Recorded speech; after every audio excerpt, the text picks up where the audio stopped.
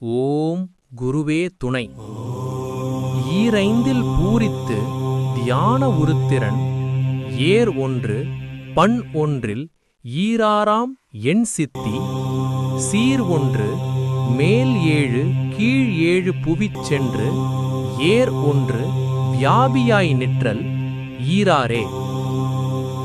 ஈர் 5 அப்படின்னா 10 10 நாடிகள் அல்லது 10 வாயுக்கள். அந்த 10 சக்திகளையும் ஒருங்கிணைத்து தியானத்தில் முழுமையாக நிறைந்த நிலை அடைந்தவனை உருத்திரன் அதாவது சிவநிலை என்கிறார். ஏர் ஒன்று பண் ஒன்று சூரிய சந்திர நாடிகள் இடகலை பிங்கலை.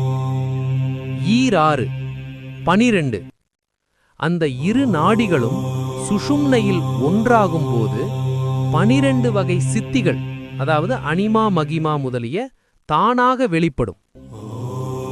மேல் 7 மேல் உலகங்கள், கீழ் 7 கீழ் உலகங்கள். யோகி தனது அறிவால் 14 உலகங்களையும் அனுபவித்து அனைத்தையும் தன்னுள் அறிகிறான்.